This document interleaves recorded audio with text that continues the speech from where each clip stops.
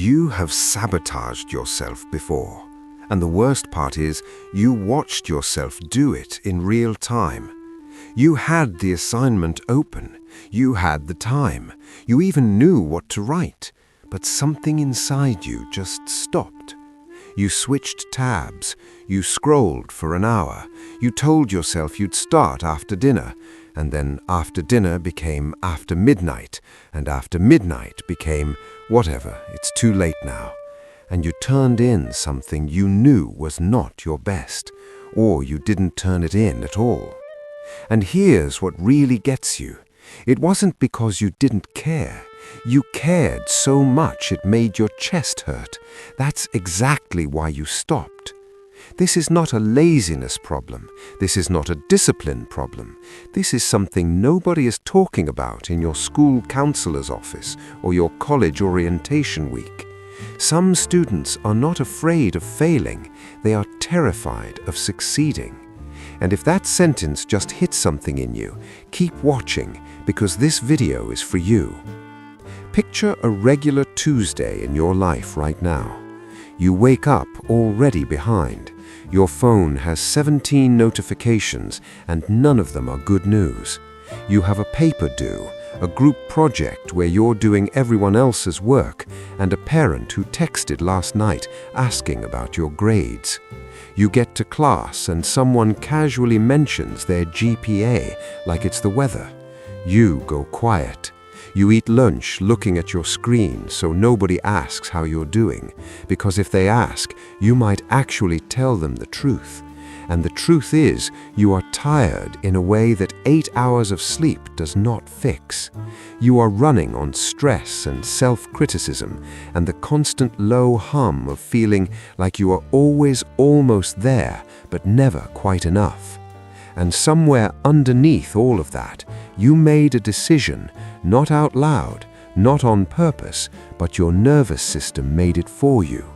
It decided that succeeding was more dangerous than staying stuck. The first reason this happens is something called the imposter phenomenon. You've felt it even if you've never heard the name. It's the voice that says, you only got the good grade because the test was easy.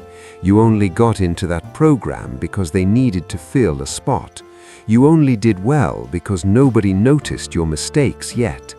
And here's the thing that makes this so cruel. The higher you perform, the louder that voice gets. Research done on college students in the US shows that high achievers are among the most likely to believe their success is accidental. So what do? You pull back before anyone can find out. You don't raise your hand even when you know the answer. You don't apply for the internship because you're already convinced you're not qualified. You let the opportunity pass and you call it being realistic.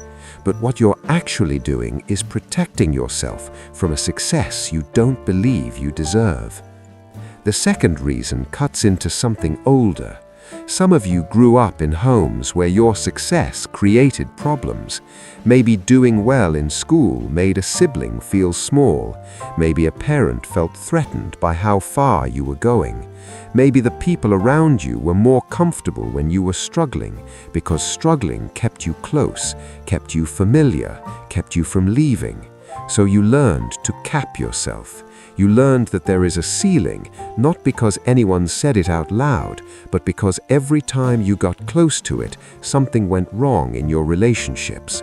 And now you are sitting in a dorm room or a high school library, trying to force yourself to just try harder, not understanding why you can't.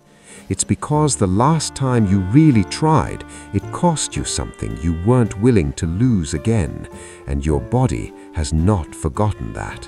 The third reason is about who you have been for so long that you don't know how to be anyone else. Some of you have been the struggling student for years, the one who almost fails but pulls through, the one with the dramatic last-minute saves, the one who jokes about never doing the reading, and that has become your identity. It is how people know you. It is how you know yourself. And success would mean becoming a stranger to your own story. Your brain does not chase the unfamiliar. It chases survival. So you stay in the version of yourself that is uncomfortable, but at least predictable. Because the alternative is becoming someone you have not met yet, and that is genuinely terrifying. The fourth reason is about what happens when people do everything right in America and still end up drowning. You have seen the student loan numbers. You have heard about people graduating with degrees that don't lead anywhere. You have watched adults in your life work themselves into the ground and still not have enough. So somewhere in the back of your mind, success started to feel like a bet you were not sure you wanted to make. Why fight for something that might not pay off? Why put everything into a system that has not always been honest about what it promises? This is not a motivation problem. This is a grief problem. You are grieving a version of the future you were told to believe in. And your fear of success is a rational response to a world that has not always kept its word. And I need you to sit with this for a second, because this next part matters. You are not broken. You are not lazy.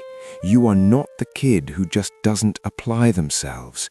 You are someone who learned, somewhere along the way, that success was not safe. And everything you have done since then has been an attempt to protect yourself from a danger that felt very real at the time.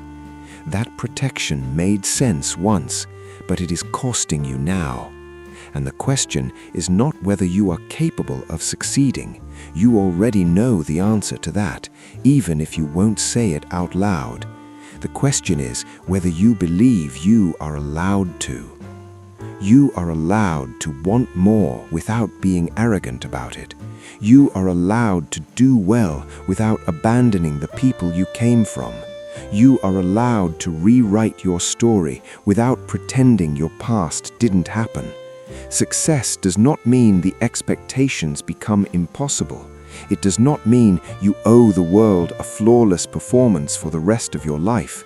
It just means you took one honest step forward, and then another, and then one day you looked back and realized the fear was always louder than the actual danger. So here's what I want you to do. Not a 5-step plan, not a morning routine, just this. This week, notice the moment you pull back when you could move forward. Notice the moment you talk yourself out of trying before you have even started. Notice the voice that tells you not to aim for the thing you actually want. And instead of fighting it, just name it. Say to yourself quietly, I am afraid of what it would mean if this actually worked. Because that honesty is where it starts. Not motivation, not discipline, not a better planner. Just the truth, sitting uncomfortably in your chest, waiting for you to stop running from it. You are not afraid of failing. You are afraid of finding out what you are actually capable of, because that would mean you've been holding yourself back this whole time, but it would also mean you still have time to stop.